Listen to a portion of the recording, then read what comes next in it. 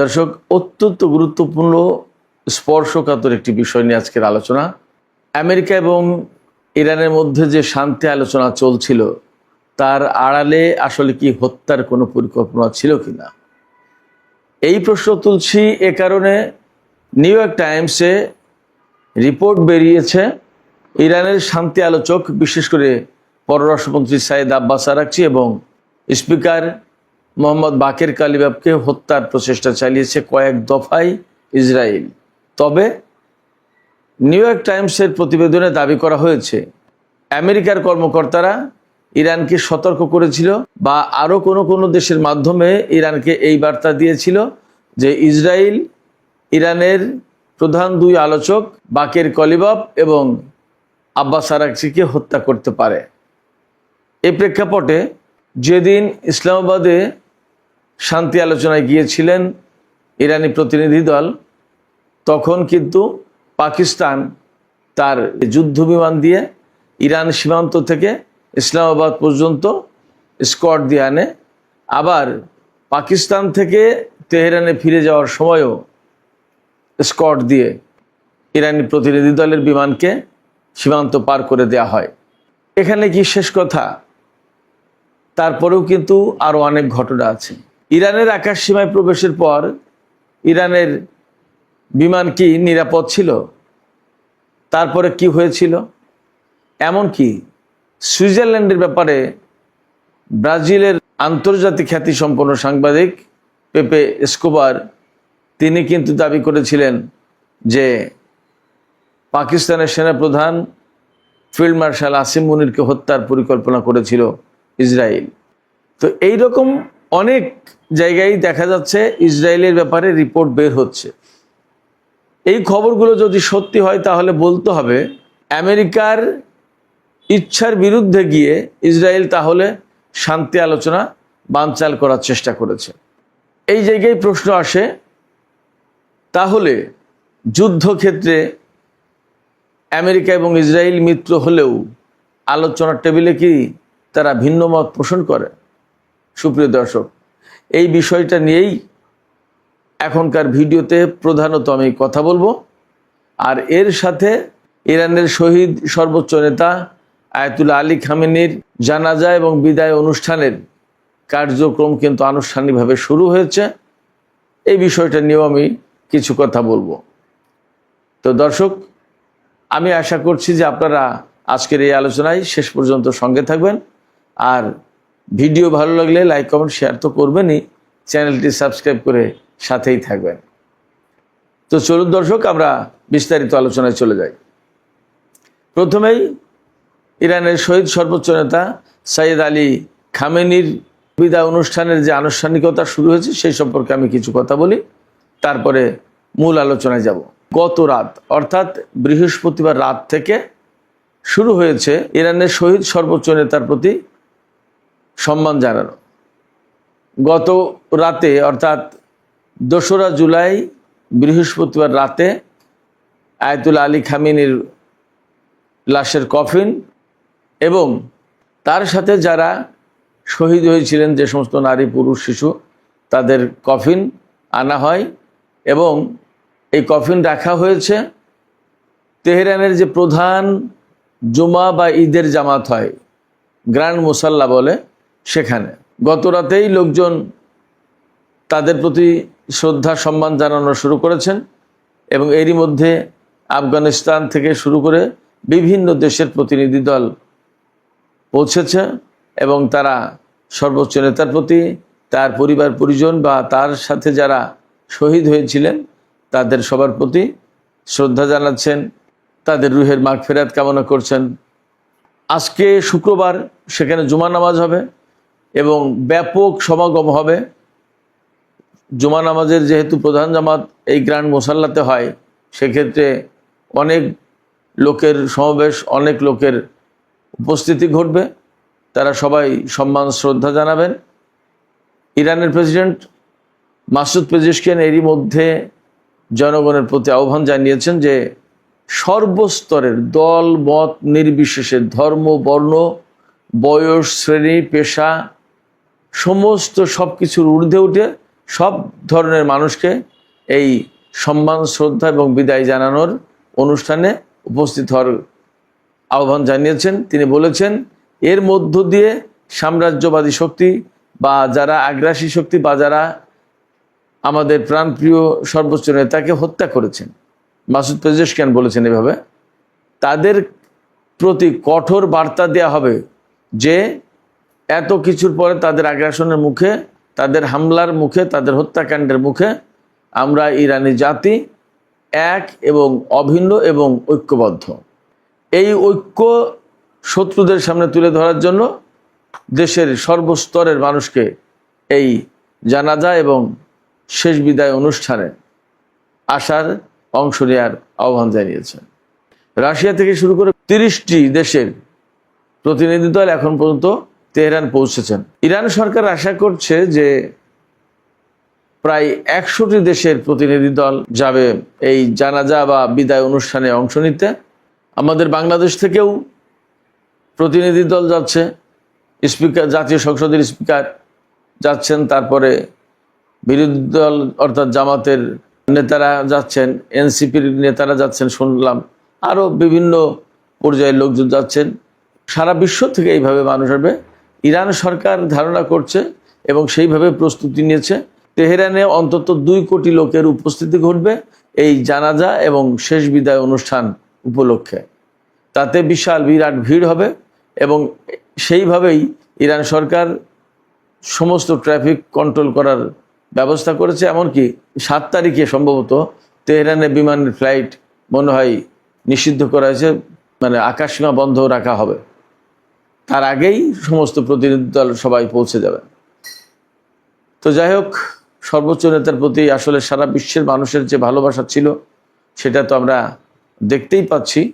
সেই ভালোবাসা, সেই শ্রদ্ধা, সম্মানের অংশ হিসেবেই বিপুল সংখ্যক মানুষ সারা বিশ্ব থেকে, বিশ্বের বিভিন্ন প্রান্ত থেকে, বিভিন্ন জনপদ থেকে ছুটে আসবেন শেষ বিদায় অনুষ্ঠানে, জানাজা অনুষ্ঠানে, অনেকেই দাফন অনুষ্ঠানেও অংশ নেবেন। সর্বোচ্চ নেতার জানাজা হবে রাজধানী তেহরানে, কোমে, তারপরে ইরাকের বাগদাদে, কারবালায় এবং নাজাফে। তারপরে সর্বশেষ অর্থাৎ তোনার শেষ যাত্রা হবে মাসাদে। এই মাসাদ শহরেই তিনি জন্মগ্রহণ করেছিলেন। মাসাদ শহরে যে ইমাম রেজার মাজার রয়েছে, সেই মাজারে ইমাম রেজার কবরের পাশেই তাকে সমাহিত করা হবে, দাফন করা হবে। তিনি চিরনিদ্রায় শায়িত থাকবেন, শুয়ে থাকবেন সেখানে। এই মাসাদের যে ইমাম রেজার মাজার, আমি সেখানে গিয়েছি, বিরাট বিশাল কমপ্লেক্স, অ্যাট এ টাইম 1 লাখের বেশি মানুষ নামাজ পড়তে পারে। বিরাট ব্যাপার, এটা আসলে না দেখলে কল্পনা করা যাবে না। যেমন দর্শনীয় স্থান, তেমনি ইমাম রেজার মাজারে মানুষের প্রচণ্ড ভিড় থাকে প্রতিদিন। বিশ্বের বিভিন্ন প্রান্ত থেকে, বিশেষ করে শিয়া মাযহাবের লোকজন আসে। এছাড়া প্রচুর পরিমাণে পর্যটক আসে ইরানে, তারাও ইমাম রেজার মাজার মাসাদে যান, দেখতে যান। বিরাট ব্যাপার। যাই হোক, সুপ্রিয় দর্শক, আমি শেষ বিদায় এবং জানাজা অনুষ্ঠানের আলোচনা এখানে শেষ করে আমি এবার মূল আলোচনায় যাচ্ছি। মূল আলোচনাটা হচ্ছে এই যে ইরানের পররাষ্ট্রমন্ত্রী সাইয়েদ আব্বাস আরাকচি এবং জাতীয় সংসদের স্পিকার বাকের কলিবফ, তাদের 2 জনকে ইসরায়েল দফায় দফায় হত্যার প্রচেষ্টা চালিয়েছে বলে বিভিন্ন গণমাধ্যমে খবর আসছে, সামাজিক যোগাযোগের মাধ্যমেও এর আগে খবর ছড়িয়েছে। আজকে আমি যে কারণে এই আলোচনা আনলাম, আমি আসলে অপেক্ষা করছিলাম আরও কংক্রিট তথ্য পাওয়ার জন্য। সেই তথ্য এসেছে নিউ ইয়র্ক টাইমসে। আমেরিকার নিউ ইয়র্ক টাইমস আপনারা সবাই হয়তো জানেন যে খুবই প্রভাবশালী পত্রিকা এবং আমেরিকা বা পাশ্চাত্য জগতে এর একটা আলাদা গ্রহণযোগ্যতা আছে। এই নিউ ইয়র্ক টাইমস পত্রিকা খবর দিচ্ছে এখন যে যখন শান্তি আলোচনা চলছিল ইসলামাবাদে বা শান্তি আলোচনা চলবে, তখন ইসরায়েল বাকের কালিবফ এবং আব্বাস আরাকচিকে হত্যার পরিকল্পনা করেছিল। এই বিষয়টা মার্কিন কর্মকর্তারা জানতে পারেন। জানতে পারার পরে তারা সরাসরি ইরানকে নয়, বাট পাকিস্তান এবং কাতার বা আরও কোনো দেশের মাধ্যমে ইরানকে বিষয়টা জানানোর ব্যবস্থা করে, যাতে ইরান সতর্কতামূলক ব্যবস্থা নেয়। এই জায়গায় প্রশ্ন আসছে যে আমেরিকা ইরানকে সতর্ক হতে বলল, কিন্তু ইসরায়েল তো তার মিত্র, আমেরিকার মিত্র। ইসরায়েলকে আমেরিকা কি বলেছিল?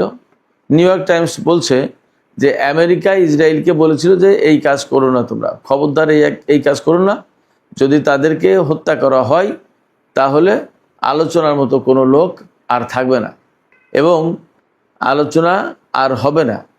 তাহলে কি হতো?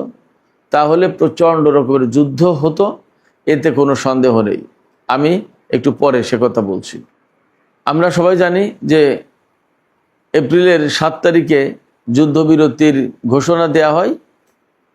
এপ্রিলের 11 তারিখে রাজধানী ইসলামাবাদে, পাকিস্তানের রাজধানী ইসলামাবাদে ইরান এবং আমেরিকার মধ্যে 47 বছরের ইতিহাসে প্রথমবারের মতো একেবারে সরাসরি বৈঠক অনুষ্ঠিত হয়।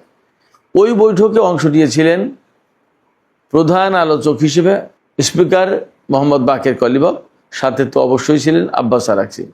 এছাড়া আরও অনেক লোকজন ছিলেন। মোট 47 জনের একটি প্রতিনিধি দল ইসলামাবাদে আসে ইরান থেকে আলোচনার জন্য।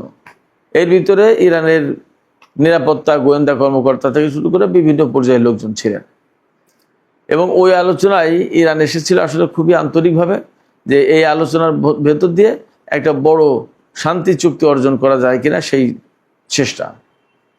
কিন্তু ইসরায়েল সেখানে বাদ সাধে কেন? ইসরায়েল বাদ সাধে এই কারণে যে আসলে শান্তি আলোচনা যদি হয়, যুদ্ধবিরতি যদি চূড়ান্ত হয়, তাহলে ইসরায়েল যা যা চাইছে সেগুলো আর হবে না।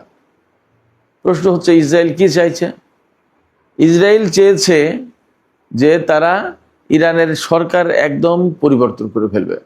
ইরানের পরমাণু কর্মসূচি অবশ্যই ধ্বংস করতে হবে, ইরানের ক্ষেপণাস্ত্র কর্মসূচি অবশ্যই ধ্বংস করতে হবে এবং আঞ্চলিক যে প্রক্সি ফোর্স বলে যেটা পরিচিত, অর্থাৎ ইয়েমেন, সিরিয়া, ইরাক, লেবানন এবং গাজার যে সমস্ত প্রতিরোধকামী সংগঠন আছে, এই সংগঠনগুলোকে একেবারে ধ্বংস করে দেওয়া হবে। এই লক্ষ্যগুলো অর্জন না করা পর্যন্ত ইরানের সাথে কোনো আলোচনা নেই। এবং ফ্যাক্ট হচ্ছে এই লক্ষ্যগুলো অর্জন হলে ইরানের সাথে তো আলোচনার কোনো প্রয়োজন ছিল না। সেই জন্য ইসরায়েল চেয়েছিল যে এই হত্যাকাণ্ড ঘটিয়ে, মানে নিউ ইয়র্ক টাইমসের দাবি অনুযায়ী বা প্রেক্ষাপট যা বলে সেই অনুযায়ী, এই হত্যাকাণ্ড ঘটিয়ে আলোচনা একেবারে বানচাল করে দেয়া, যাতে আর কোনো আলোচনা না হয়। আমি ব্যক্তিগতভাবে মনে করি যে দুই পক্ষের লক্ষ্যই মূলত এক। তারপরেও আমরা দেখতে পাচ্ছি এরা দুই পক্ষ নানান সময়ে নানান রকমের প্যাচ লাগায়, কোনটা ইসরায়েল কোনটা আমেরিকা বোঝা মুশকিল হয়ে যায়। আবার কখনো কখনো দেখা যায় যে এইটা ইসরায়েল এইটা আমেরিকা, তাদের দুজনের সম্পর্ক নেই এমন একটা ভাব। যেমন এখন ইসরায়েলের নেতানিয়াহুর সাথে মার্কিন প্রেসিডেন্ট ডোনাল্ড ট্রাম্পের অনেক তর্ক বিতর্ক হচ্ছে, গালিগালাজ করছে, আবার তাদের সাথে তাদের সম্পর্ক ঠিকই আছে। যেমন এই যে বাহরাইন থেকে ৫ম নৌবহরের ঘাঁটির একটা বিরাট অংশ ইসরায়েলে সরিয়ে নেবে, তার মানে কি যত যাই কিছু হোক ইসরায়েল তো তার সেই বিশ্বস্ত মিত্র। যাই হোক, আব্বাস আরাকচি এবং বাকের কালিবফ তাদেরকে যদি হত্যা করা হতো তাহলে কি হতো? তাহলে একটা কথা একেবারে নিশ্চিত, ইরান ভয়াবহ জবাব দিত, ভয়াবহ প্রতিশোধ দিত। কারণ হচ্ছে কি, একেবারে সর্বশেষ বাতিঘর বলা যায় তো তাদেরকে হত্যা করে ফেললো। আব্বাস আরাকচি আর বাকের কালিবফ আন্তর্জাতিক সম্প্রদায়ের প্রতি সম্মান জানিয়ে এই দুইজন ব্যক্তি আলোচনায় গিয়েছিলেন। যখন শান্তির দূত বা আলোচকদেরকে হত্যা করা হয় তখন সেখানে কিন্তু যুদ্ধ অনিবার্য হয়ে পড়ে এবং তখন ইরানের সামনে একদম পরিষ্কার হয়ে যেত যে আসলে এরা যুদ্ধ চায়, এরা শান্তি চায় না এবং শান্তির কথা বলেও ডেকে নিয়ে গিয়ে আমাদের নেতাদেরকে, আমাদের কর্মকর্তাদেরকে, মন্ত্রীদেরকে হত্যা করছে। তখন ইরানের সামনে ভয়াবহ আক্রমণ, ভয়াবহ যুদ্ধ ছাড়া আর কোনো পথ থাকতো না। তাহলে কি হতো? তাহলে হয়তো এমন হতে পারতো, যুদ্ধের যতটা যে ধরন আমরা দেখেছি হয়তো সেই ধরনের কিছু পরিবর্তন আসতো। এই কথার ভেতর দিয়ে আমি এটা বলতে চেয়েছি যে ইরান কিন্তু আসলে ব্যাপক হামলা চালিয়েছে ইসরায়েল আমেরিকার অবস্থানে, কিন্তু হত্যাকাণ্ডের দিকে যায়নি। হয়তোবা আব্বাস আরাকচি এবং কালিবফকে হত্যা করলে পরিস্থিতি হয়তো তেমন নাও থাকতে পারত, আরও বেশি ধ্বংসাত্মক এবং আরও বেশি প্রতিশোধমূলক হতে পারত হামলাগুলো ইরানের। কোথায় ইসরায়েল এই দুইজনকে হত্যা করতে চেয়েছিল? আসলে এই হত্যাকাণ্ডের ঘটনা বেশ কয়েক জায়গাকে ঘিরে আছে।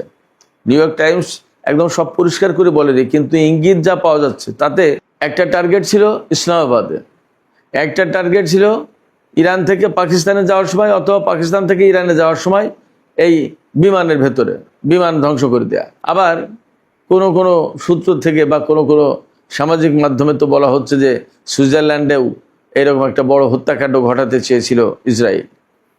তো পাকিস্তানের যে বিষয়টা, সেই ব্যাপারে আমেরিকা নাকি পাকিস্তানি কর্মকর্তাদেরকে জানিয়েছিল এবং তারপর পাকিস্তানের পক্ষ থেকে বিশেষ ব্যবস্থা নেওয়া হয়। সেই ব্যবস্থাটা কি?